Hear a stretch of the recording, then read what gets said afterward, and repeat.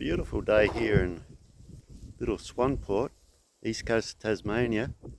Sunny, light breeze, wonderful.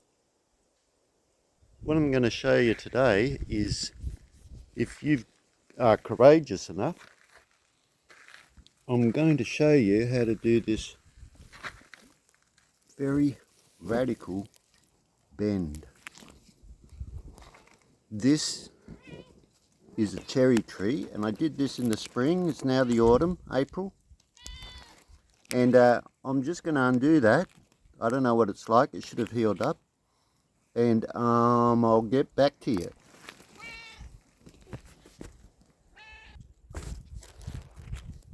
So there you can see it has truly healed up. If I had to put sphagnum moss in there, it would have actually grown roots. There, totally taking the pressure.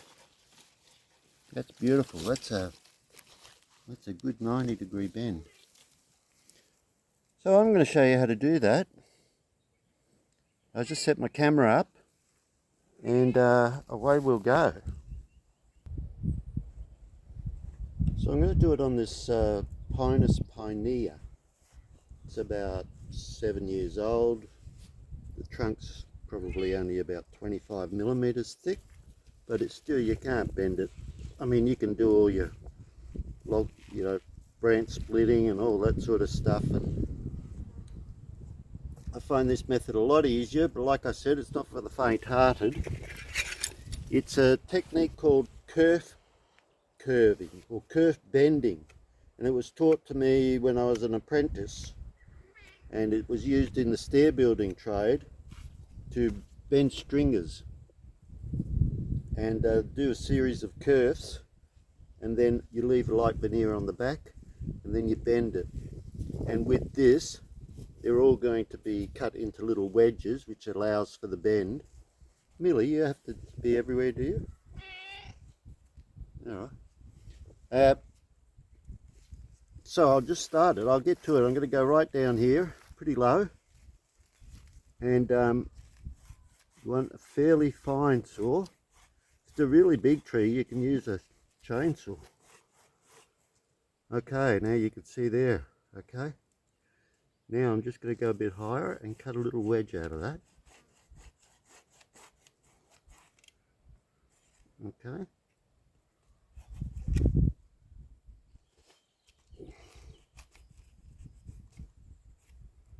I'm going to do another one.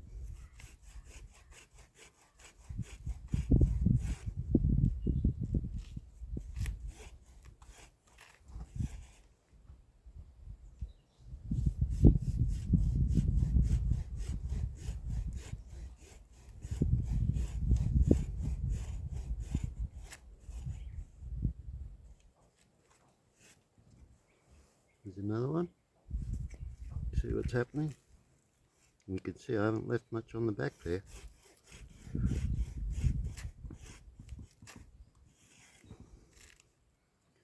This saw is so fine bladed that it gets clogged up quite easy. That's not going to help the sharpness of it. So I'm just going to do 3 curves on this one. You can keep going forever. So there we go. Now when I bend that together,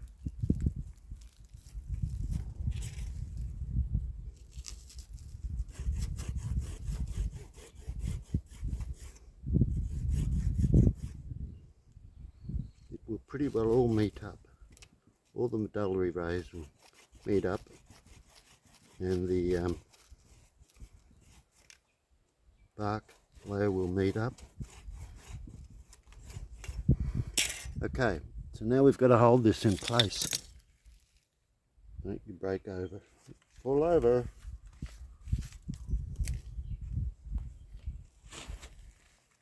I'm going to do it with copper wire. But you can do it like I did with the other one, lots of plastic and wire to help support it. But this I'm going to use another way of doing it. And then just anchor the top, bring it as far as you can, little bit of pressure on it. Now each tree is different, so you know you have to try and maybe be a little conservative at the beginning. Not that this is a conservative way to do something. I'm going to tighten that a bit more. Oh, there you go.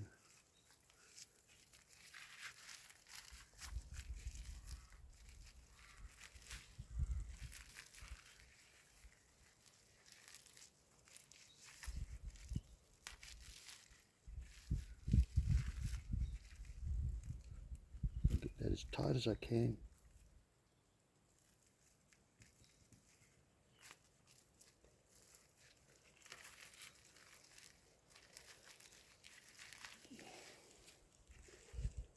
Now, that needs protecting.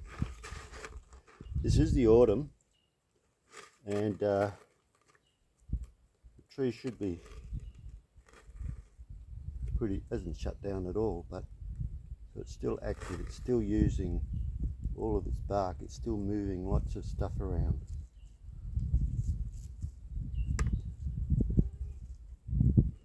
You can do this with any tree at all.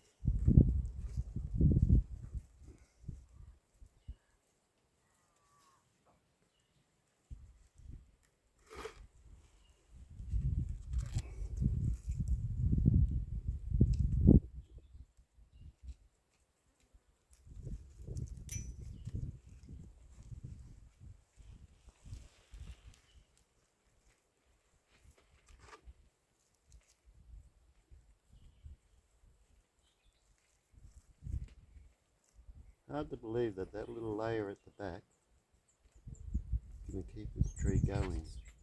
I'll keep you posted. So this is video 5.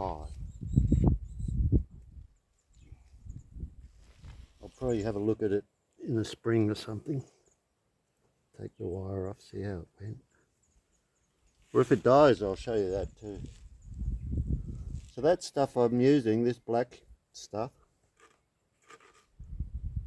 is used in the building industry, and it's a waterproofing agent. So bitumen rubber waterproofing, and it's water based. I've got a big bucket there, you don't need a big bucket like that. I'm going to bring the camera around now and show you the curve, and I'm going to show you the curve on another one I did, which is pretty well ready to take the wire off and have a look at. Okay, hang in there. There's our curve. That's quite nice. That's, what, did it take 2 minutes? I don't think so. And tree's alive now, let's hope it stays that way. So this is one I did in the spring, so like I said, it's now the fall. And you can see that curve there. It's all healed up by the looks of it. You can see it's callousing there. Going to cut that wire off.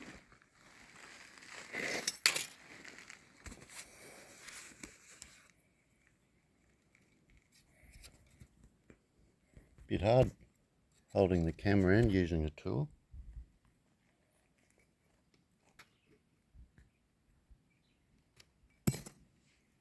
There you go. That's beautiful. It's totally healed.